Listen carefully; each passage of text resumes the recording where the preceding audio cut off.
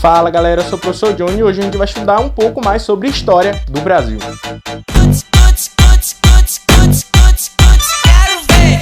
O tema da nossa aula de hoje é Brasil pré-colonial. Mas primeiro, por que a gente fala sobre pré-colonial? Bom, esse primeiro momento do Brasil, que vai marcar de 1500, quando temos a chegada de Pedro Álvares Cabral, aqui no Brasil, desembarcando em Porto Seguro, até 1530, quando de fato Portugal vai ter um interesse em investir nas terras brasileiras. Esse primeiro período vai ser chamado de pré-colonial, ou seja, antes da colonização, por se acreditar que Portugal não sentia o menor interesse em vir para o Brasil ou trazer pessoas para o Brasil. A ideia de colonização aqui tem a ideia de conquista, de expansão territorial português, mesmo que para isso passasse por cima de todas as nações indígenas que aqui já existiam. Você deve estar se perguntando, mas professor, por que Portugal não teve interesse no Brasil naquele momento? A resposta não é simples, mas vamos entender. Primeiro, eu destaco uma frase de Américo Vespúcio. Esse foi um cara que foi responsável por várias expedições e uma das primeiras expedições de reconhecimento territorial, ou seja, vir no Brasil, ver o que tinha, voltar e relatar para o rei. O que vai acontecer? Américo Vespúcio ele vai dizer, pode-se dizer que não encontramos nada de proveitoso. Mas o que não era de proveitoso no Brasil? Porque talvez não era de proveitoso naquele momento. E foi exatamente isso. O que Portugal buscava, o que era favorável e lucrativo para Portugal era encontrar as especiarias, dominar, na verdade, o comércio das especiarias. Mas não apenas isso. A gente precisa lembrar que a Europa, nesse momento, de maneira geral, estava envolvida no mercantilismo, buscavam enriquecer através de metais preciosos. Então, eles buscavam ou um comércio favorável, chegar aqui no Brasil e encontrar um mercado consumidor pronto para que eles pudessem dominar, ou encontrar ouro e prata, coisas que eles não encontraram chegando no Brasil. Por esses e muitos outros motivos, leva Portugal a meio que abandonar o Brasil nesse período. E Portugal queria lucrar sem gastar nada. Ou seja, como que ela iria ter lucro do Brasil sem que ela precisasse investir R$1 no Brasil? Como naquele momento o Brasil não tinha nada que Portugal tivesse interesse no momento, ela passa a arrendar a terra.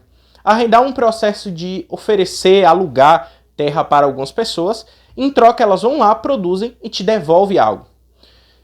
E aí, a partir disso, Portugal viu que a única opção de se manter o Brasil como um território seu era arrendando a terra. Ou seja, ela não vinha, nem mandava ninguém deles vir, mas ela conseguia manter o território. Por que eu digo isso? Por que ela não manda pessoas de Portugal? Ela começa a buscar judeus sefardistas, que normalmente viviam na Holanda, para vir para o Brasil.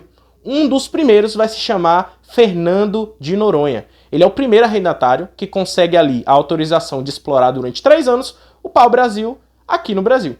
Em troca, Portugal, que não havia financiado nem viagem, nem maquinário, nem a construção de feitorias, que era um armazém de pau-brasil no litoral brasileiro, nem financiava em nada essas pessoas, o arrendatário ainda tinha que dar parte da sua produção, parte da sua exploração para Portugal. Assim, Portugal se beneficiava sem mesmo ter investido nenhum real e permanecia dona da terra. Essas nações indígenas, exatamente, eu falo de milhões de indígenas e não índio.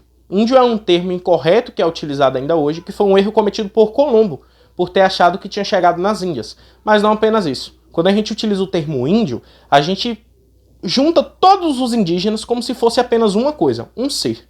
Mas se na verdade nós temos várias tribos indígenas, várias nações, como que nós podemos delimitar e estudar índio?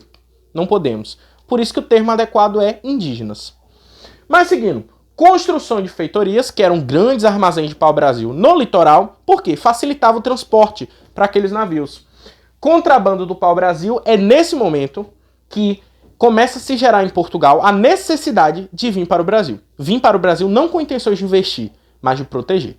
Se ela não protegesse o território brasileiro, ela poderia perder essas terras. De que forma? A França passou a invadir o território brasileiro. Por quê? A gente pensa no Tratado de Tordesilhas. Só quem foi que assinou? Espanha e Portugal. Quem é Espanha e Portugal na fila do pão para dizer que os outros países não vão investir também nas colonizações? E é por causa disso que a França e a Inglaterra, tardiamente, entram nesse comércio e começam a expandir também. a França chega a invadir o Rio de Janeiro e montar a França Antártida. Isso em 1555. O fim do período. Dom João III, de Portugal, tá? Ele decide que precisava proteger o Brasil, já que os franceses estavam de olho e tentando tomar aquele território. E aí ele decide enviar 400 homens para o Brasil. É nesse momento, ainda não com a ideia de povoar o Brasil, povoar entre aspas, no caso povoar com portugueses, tá? Porque existiam diversos povos indígenas, mas eles tinham a intenção de, primeiro, controlar o comércio do pau-brasil, já que estava havendo tráfico, defender de quem? Dos franceses ou de qualquer outro país que tentasse invadir o Brasil, explorar e tentar encontrar metais como ouro e prata e ver as possibilidades que se teria ali de produzir, por exemplo, plantar cana-de-açúcar e exterminar as populações indígenas que atrapalhavam o avanço, que se colocavam de frente ali com o acesso à terra. Ou seja, quando os indígenas passam a ser um impeditivo do controle de terra, manda matar. É desse jeito. Diferente do que se acredita, os indígenas foram escravizados durante anos. Beleza? E por fim, a produção de açúcar nas ilhas de Madeiras e Açores. Essas ilhas foram os primeiros lugares onde Portugal começou a testar o plantio de cana-de-açúcar. Gostou do vídeo? Curte, compartilha e me segue para mais dicas.